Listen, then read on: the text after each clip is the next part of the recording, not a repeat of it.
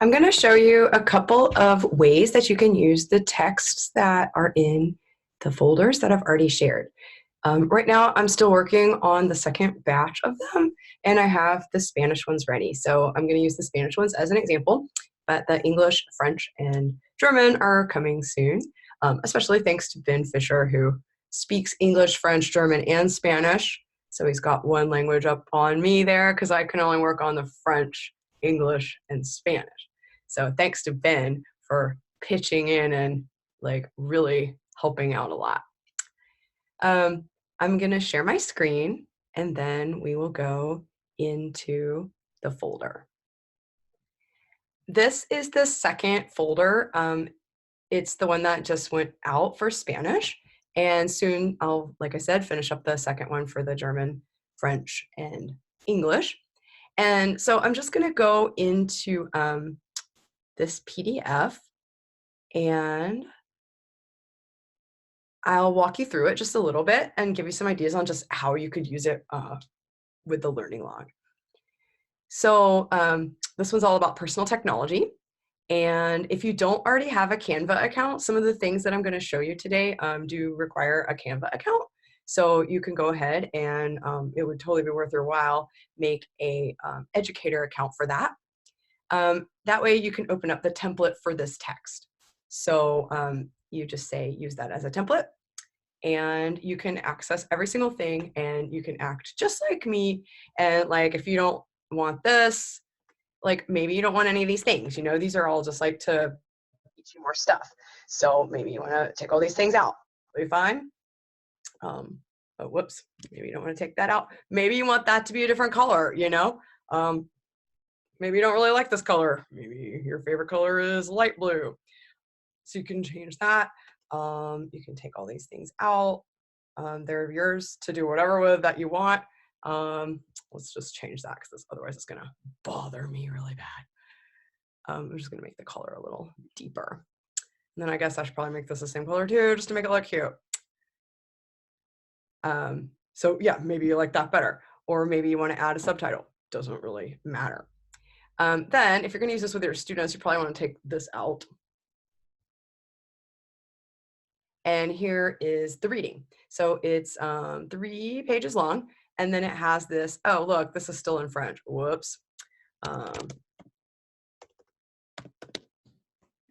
it doesn't really matter though, because this is just the copy. I need to go into the template and fix it up. If you're in here, these are not very clickable. This is basically a, I'll take it up in transparency. It's basically an element that you can get from over here. So it's just a shape. And then I brought it over here and I clicked on the link and I put in here the link that I wanted it to go to. You got to click apply. And then I brought the transparency down to 1%. If you take it down to 0%, then it won't print out when you make the PDF and you won't have the clickable link. But 1%, you can't really see it. So, you know, it's all good. You can make it wherever you want. Like if you just wanted it to be like on top of this phone, you could shrink it down and put it just on top of that phone. But I like to just have it all over because, I mean, why the heck not?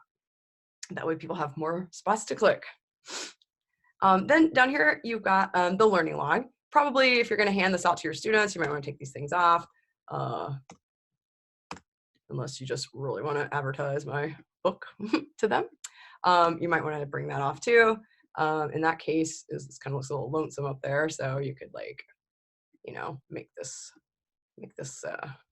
oh yeah, I put this in front to make her like a little more, I don't know. I thought the color looked better. So that's another like block from over here, this shape. And then I just took it down to like 51%. I could take it way down. I could have nothing. I could like have it totally be like completely opaque. It just sometimes looks more professional to do it that way. And so then down here on the interesting words, you could like take this and just kind of recreate it in whatever format you want. Or you can just send this to your students and have them type like their own learning log in some way. Or if you have to do printed packets, you could just print that out. If you're like, hey, I have to do printed packets and they're not going to be printed in color, so this isn't going to look very great, you can take the transparency of this way down. So it's just kind of gray on what you're going to do. Or you could just turn everything to like black and white. Or you could just like completely take that out. And then you could put in like just like a shape that is like a box. And then you can set this in the middle to that color, white is what we call that. And then like make this into a little box for them to fill out. So it prints out like the way you want it to print out. And then once you get it the way you want, you can just duplicate it. So it'll be exactly the same size and less work for you. And then you can just make it like that. So I made these learning logs to just be like very generic. I didn't want teachers to have to like make up comprehension questions or anything. Now, of course, you could like go up in here and like ask comprehension questions if you want to. But I just tried to make these very, very generic. This is the kind of thing we would have used in like a reading workshop class, or like I used to teach a reading intervention class, and the students could like read whatever they wanted. So I couldn't really like make like comprehension questions for every single book that all the students were reading. I had like 150 students, so that wasn't really going to happen. And so these are just very, very like, they're good thinking tools, but they apply to any book. So just coming up with like words in context and figuring out what it means, and then like putting an analogy or a sentence. So for instance, let's say that they're reading this up here, and they're reading along here, and it says like tecnología personal, celulares. Los teléfonos celulares nos conectan con redes sociales. And they're like, what's redes? Como YouTube, and they're like, oh, redes, red social. So like redes is probably like, maybe they think it means like programs, because they might not know that it means like network. So they come down here and put like nos conectan a los redes sociales. So they're gonna like write in here like the context that it was in, and then they're gonna say like, so this is like the meaning that they think it is. So it's not, whoops, it's not necessarily the actual meaning. So they're gonna be like, I think it means network, or I think it means like program, like YouTube and stuff like that. And then they can do like, I try to put in here like multiple different kinds of like options that they could have. So some kids would prefer to sketch, maybe some kids would rather do like an analogy, and maybe kids would rather have a new sentence. So, and of course, like if you're going to send this home as a packet, you probably want to like send home an explanation sheet with them. And I also try to make this like where a teacher could just be like, hey, I want to use this way. I have these expectations for my students, so that you can, it's very flexible, like for the students and for you. So that's why I picked these particular 4 sheets in this packet. So let's say that you wanted them to do an analogy. And then maybe you're doing, maybe for your beginners, you say you can do your analogy in English. Maybe for your advanced kids, you say, I need you to do your analogy in Spanish. So let's see. So a redes, I'm thinking like a kid here. Redes social es, are they like equal? Like, let's see, like, I mean, they might not be so good at like making up an analogy, right? They're like, okay, it's like YouTube. Basically that you just want them to like connect it to their prior experience.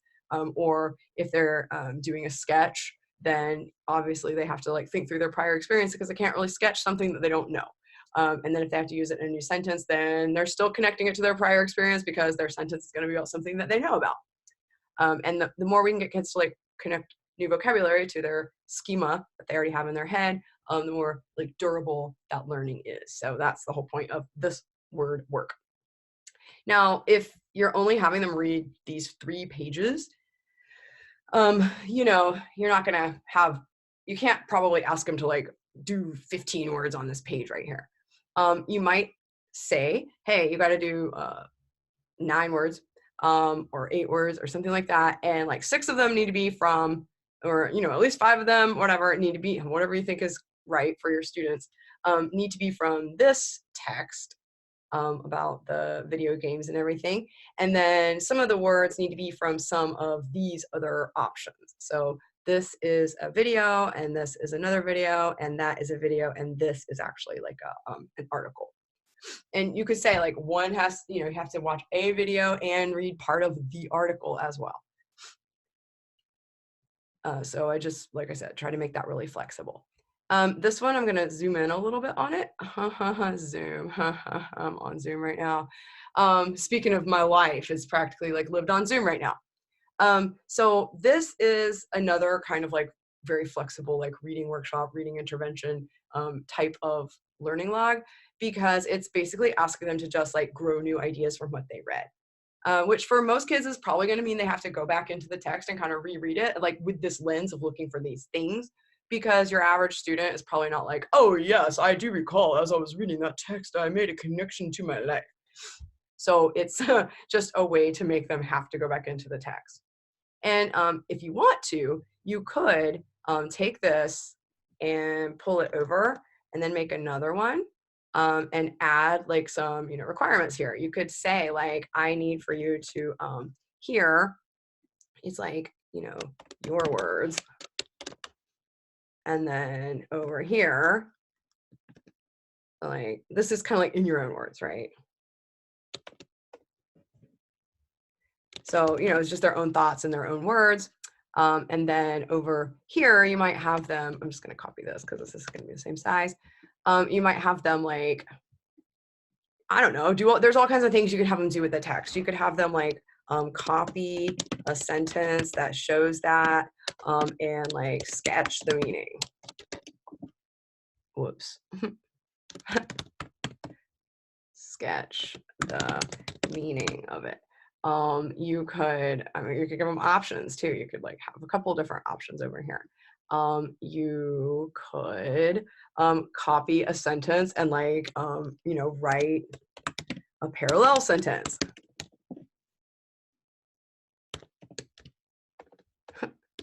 Boy, I cannot type today. Parallel. So like, for instance, if they were to copy a sentence and write a parallel sentence, let's say that, you know, they go back in here and they're like, okay, I need to find a connection to my life. Let's see, it says here, the video games give to the player or the player a sensation of success or achievement, success or winning. Look, it says here, they feel a sensation of success when they're passing a new level. Okay, so like the student would have to like copy this, but like they'd have to write it because they're not going to have probably editing privileges on your document here, but not me, I just copied it. So I'm just going to duplicate this and like put the sentence in here. So like the student would, you know, obviously copy this sentence, and then they would like add their own parallel sentence. So like se siente una. So they're like having to kind of parse this sentence as they're doing it, because like they probably, like knowing most kids, just kind of picked it at random. Una sensación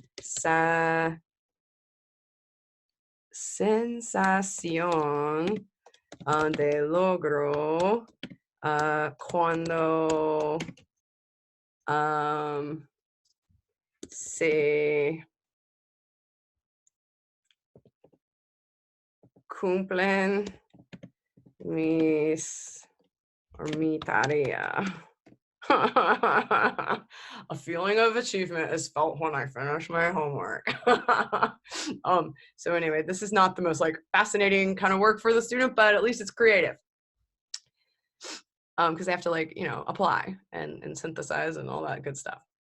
So the same thing would apply here, right? It's like, you know, you would say here, like, I achieved level blah, blah in this game. And then like, okay, a friend, a family member, a real life person, or, you know, any old body. So like somebody that they know about, it's like, I bet Harry Potter achieved a feeling of success when he like did whatever he did, because I don't really like those books. I don't really know what Harry Potter did. Don't hate me. It's okay. And then like making connections to other school subjects and the world today. Well, lordy me, that's actually an ACTFL standard. So like cross-disciplinary and like real world connections. Oh my goodness.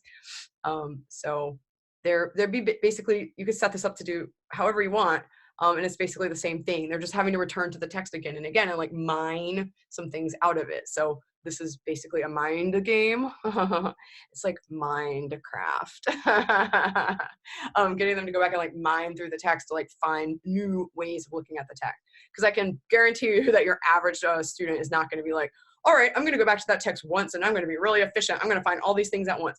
Maybe they will, but your average person is going to have to like go back and read again. Which is kind of the point.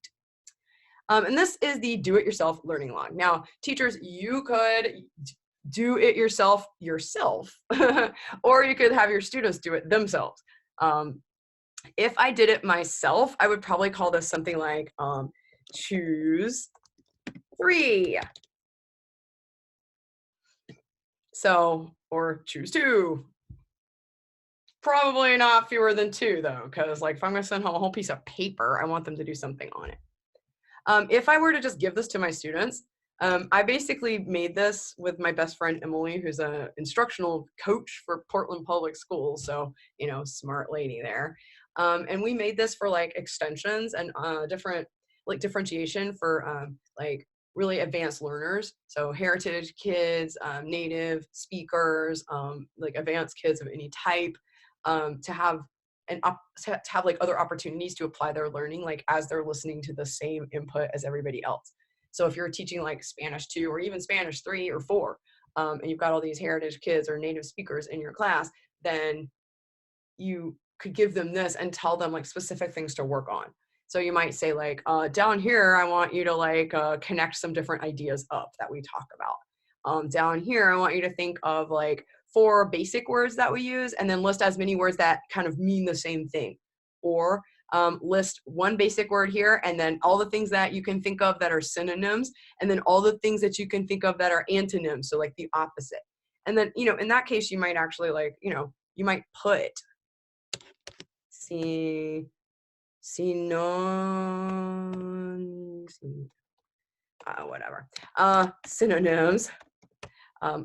I'm having a hard time spelling today. So synonyms and then like antonyms or opposites or something like that. But you know, why use the word opposites when the word antonyms will do, and it will teach them some academic vocab that might come in handy in another class. So you could, and like you could also, you know, move this around if you want. So like, let's say you want to add like a place for them to put the word, you know, before they put the synonyms and the antonyms. So you could like change this little thing here and then have them like be able to, I'm gonna move that to the back. Sometimes Canva, I love Canva a lot. Like it's so much easier to use to me than any other program. But you'd put like word here. But sometimes it's kind of annoying because it's like a layered approach to graphic design, which is how like professional graphic designers actually work, is like they work in layers. And so you really should like make a layer, paste it down, lock it with this like lock function up here. And then like all this black stuff that I'm adding would be like the second layer once the first layer is like all locked down. Here, I'll show you guys how to do that. So I'm going to take these 3 things, I'm going to group them together. I'm holding down Shift and hitting them with my mouse. Then I'm just going to hit Command X and get rid of those. Then I'm going to hit Command A for all, and I'm just going to lock everything down. So that means that I can't move anything anymore. So you can't move these things. And then if I put these things back, then like they're the only things I can move. So if I want to like select all of those, it's really easy and I can move them all around and nothing else moves. So basically that's the little secret to Canva. Because otherwise sometimes things get kind of like buried behind each other and you're like, oh my gosh, this thing's on top. It's really annoying. So you can have them do the word up there and then synonyms and antonyms. Maybe have them like down here, do some like sketches. So like sketch, one of the synonyms or antonyms, or like maybe make a new sentence. Who knows, you can do all kinds of things. Up here, you might have them like do sort of right inside the story. You could give them goals for their like right inside the story thing. So it's like you would, and of course you want to have like an instruction sheet or like add instructions to this one. But in right inside the story, what you were basically going to ask them to like take 2 or 3 sentences, out of the text, or maybe 4 or 5, I mean, depending on like how advanced your kids are, or how like motivated they are. And then they would like bring them down, and like they would write the sentence, and then they would write inside the story. So like they copy the sentence from the text, which is good for them actually. Like it sounds really like rote memorization, but you're forcing them to interact with the content again, and get more input. And they're having to do it like at a snail's pace, which is good for their brains because they get a chance to like parse the information and like think about it. Because you know, I know thinking about it like consciously is like conscious learning, but in my opinion, I'm no expert like at language acquisition by any stretch, but like I know that for me, when I'm learning, if I am forced to kind of like make some connections in my conscious mind, sometimes it does help my monitor like fire more quickly and efficiently to help me along when I'm relying on my like acquired competence. So you can have them like copy the sentence. So they like just write the sentence, and then they write a sentence that could go there, and then they write another sentence, and then a sentence that could go there. So they've kind of written like 4 sentences where originally there were just 2. And 2 of them were copied, and 2 of them are their like original sentence. You could also tell them like, you need to use these words in your sentences. So you could use this box over here. You could just like put them up here like in the word bank. So you might like, if you're using anchor charts, like that might be a little mind blowing for some people, but you know, some folks, especially like in curriculum club, are using anchor charts, and maybe some readers of Stepping Stones Edition 0 are also using anchor charts, even though maybe they haven't gotten there yet because that book is 700 pages long. So maybe they're not even to the anchor chart section of the book. But if you are using an anchor chart, then you might take these words and like angle them around a literacy focus. So let's imagine that you, before school got out and closed down, you were working with like the information cycle, and you were working with like organizing an informational paragraph. Well, lucky for us, this is actually an informational text. So you might tell them they have to use words from this like word bank. And so some of the words for that would be like, you know, I, tres, you know, or like cosas importantes,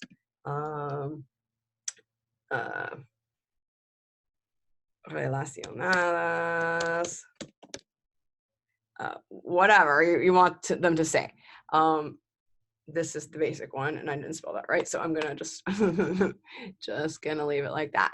And you could also have them do like other parts of that anchor chart. So like primero, segundo, para resumir. I don't know if resumir is a word, but it didn't like correct it in my spelling, so maybe it is a word. So you could do that. Over here, this one, you could have them draw a sketch. For this one, you could have them write like, what are the 6 most important main ideas? Or what are the 6 most important phrases? Or what are the 6 most important words? And then maybe have them like do a little word cloud around it or something like that. Now, for your beginner kids and even your intermediates, like most of this is probably going to take place in English, but you know, it is good. It's fine. There's no detriment at all to them using English to help them understand the language that you're teaching, or whatever other language. Like when I taught French, I would often have kids in my class who spoke Spanish at home. And so I would let them respond in Spanish. Actually, they were at a major advantage over the kids who didn't speak Spanish, or another Romance language, but in my neck of the woods, it's mostly Spanish. They were at a huge advantage when it came to learning French because they would learn like 3 times faster than everybody else. And I was always like, oh my gosh, like your Spanish is just like coming in handy in spades over here. So you can let them respond in any language that you want, really. I mean, it doesn't really matter. And please, teachers, don't correct if they do output in the language that you're teaching, like please just don't waste your time correcting these learning logs. Like, in my opinion, the learning's already happened. And also correcting their errors is just kind of like a pretty intense time suck for you. And it has very little, if any, payoff. And the payoff in some studies has been shown to be negative. So like having a detrimental effect on their writing ability. So I wouldn't grade these for, you know, anything really other than like I would give it the old eyeball test. Like, does it look like you put forth some effort and did your best work? And like at this point in the school year, you know, it's not like we're starting the school year with our students. Now that could be a possibility in September and August. Who knows if this is going to be over or if it's going to come back after it's over for a little while, who knows?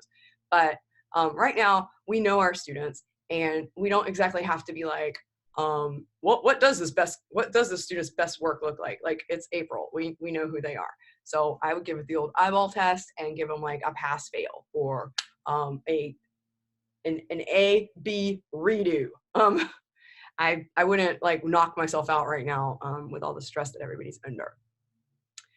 Talking of stress, this is basically just a stress reliever. Now, if you're teaching upper level kids and you want them to try to like write some sentences to you, or write some things in the language, or maybe even like tell them to draw a sketch and illustrate, or like write a word, in the language, and then write more or illustrate it, like write a word like wins. Maybe they got, and probably nobody's getting a new puppy right now.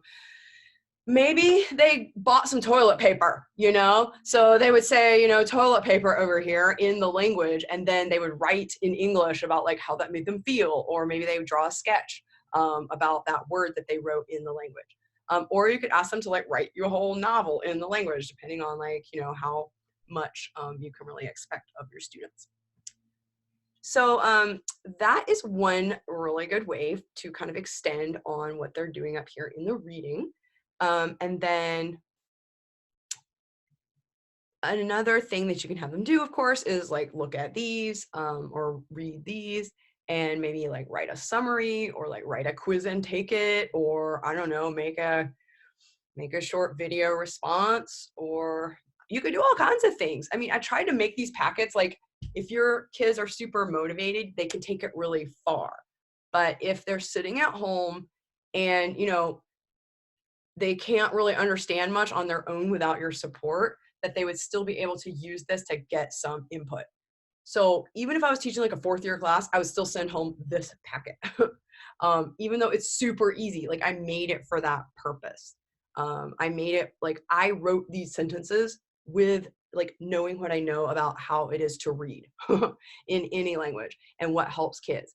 So what really helps kids is like pictures and big text, like big font sizes, super clear headings and like sections, call out boxes with pictures, right? So it's like, and every single one of these words like has something in this text box that shows you what it means.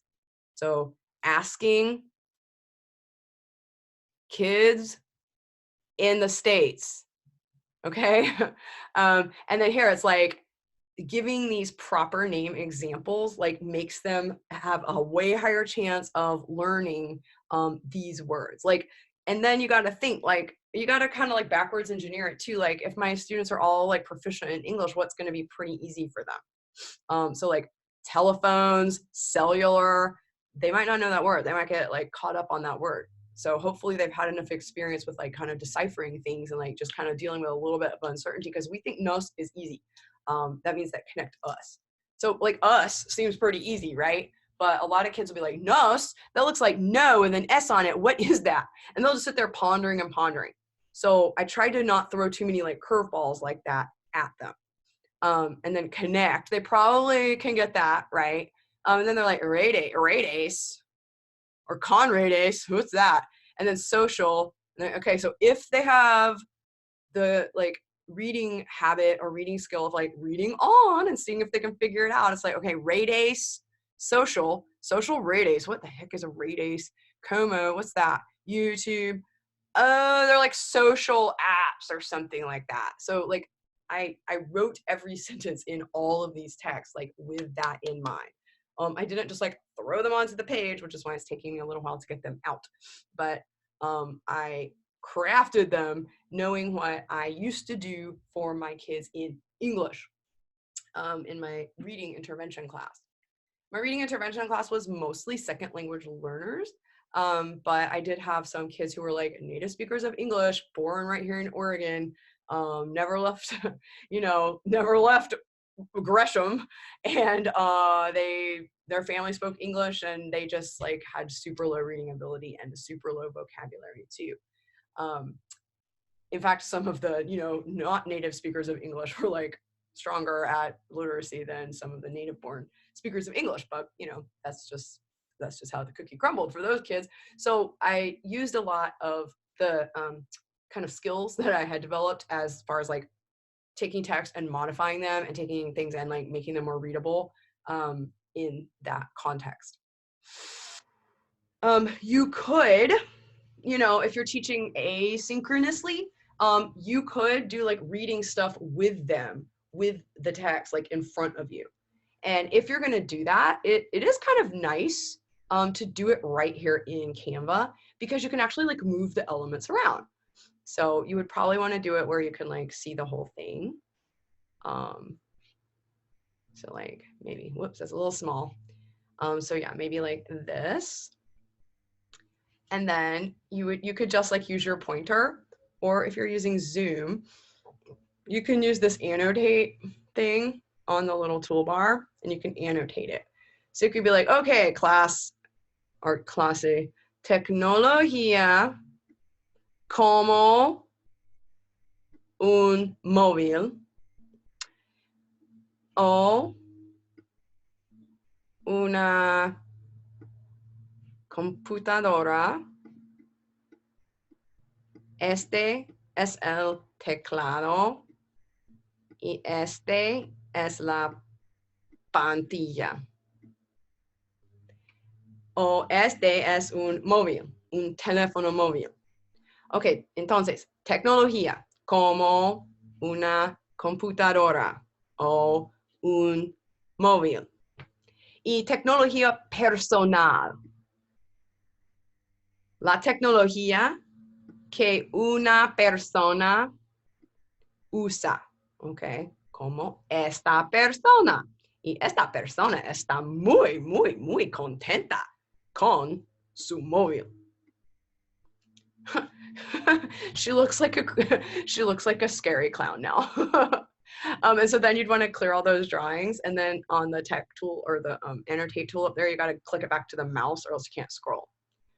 So you could just work through this with them and make like watch this on my YouTube channel or on our Google Classroom, like, and then read this on your own, and then go and do the learning logs. There's one more thing that I want to show you how to do, and that is how to take this and make it into a slideshow that you can use to teach with, either like in person with your kids or not in person. So what you would do is you would say resize. And I would resize it to a presentation size, and I would say copy and resize.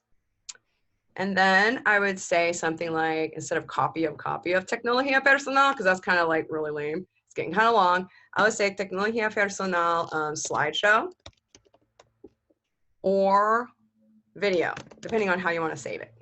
You can save it either way. Okay, so what you want to do here is you want to first just copy the page, and then you're gonna basically just like build this thing from what's on the page. So maybe you want to actually have like just the title. Okay, so this title looks cuter. I'm gonna select all that and make it bigger, and then I'm gonna stick it in the middle. So that looks really cute. So you could talk about that. And then, okay, so sometimes I get an idea while I'm doing this. I'm like, hey, you know what, it would be cool if I come over here and search up like under photos, search up a computer. So here's a computer right here. I like that picture. It's kind of like, I don't want all those books though. So like, here's a picture of a computer. So I want to talk about that picture, so I don't want anything else on there. So then I can just copy it and be like, okay, the next thing I want to talk about is an iPhone. So I will get an iPhone. I want like a little more action-packed picture. Oh my gosh, that's really cute. Like she's reaching outside of her phone. Oh, it's like to take a selfie. How adorable. So I'm just gonna take this, make it a little bit smaller, and put it like over here. I might just like move these up so I have more room. And then I'm just a little picky, so if I moved it up on this slide, I want it to move up on this slide. I want it to be like, you know, here's the title, now this moving up, and we're like talking about these other things. And then, you know, maybe I'll do another one. So like make another copy, and then let's see, what else could I put in here? Video game. Look at these people, they're having so much fun. Sometimes I look at the picture though, I'm like, everybody's white. I don't want a picture with everybody white. That's just, I don't know, just not very representational for my kids. So sometimes if I can't find a picture that has some like people of, oh my goodness, that's a little inappropriate. If I can't find a picture that has like at least like one or two like persons of color, I think this looks a little more representational and diverse about, you know, our diverse society that we live in here. So gonna put that in there, and now I've got 3 pictures I can talk about. So basically I could just do like a picture talk of those.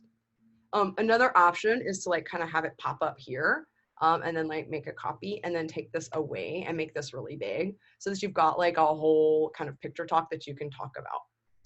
And then you can either like download it as a, so you would just want to go through the whole thing, right? Like, or maybe not the whole thing, maybe just part of it. You could make like 3 or 4 lessons out of this thing. So when you download, it gives you the opportunity to download it as a video, which would just be like any old video file. You could post it to YouTube, post it to Google Classroom. You can get it as an animation, but it's not as good. Or you can download it as a slideshow. So why is it not giving the opportunity to? Oh, here we go. Present. Oh wait, you got to go show more. Okay, so you can get it as like a PowerPoint, or a video, or a website, or whatever. You can download it in all kinds of different ways. So I hope that helped to get some ideas on things that you can use to kind of extend, and like basically you could build like weeks of learning out of each one of these little packets. If you're so inclined, or if you have a lot of other things going on, you could just send them home as supplements, or you can ignore them. They were free. It's up to you. All right, well, thanks for watching, and happy teaching, or happy like not teaching. You know, I just have to say I'm going to give you a big round of applause if you're actually not like teaching right now and you're just kind of like sitting home like waiting on like the next, you know, directives from above. And you're still like learning about teaching and like, you know, being involved in the professional community. That's pretty admirable. So thank you very much for being awesome and for hanging in there, because it's tough out there. All right, bye.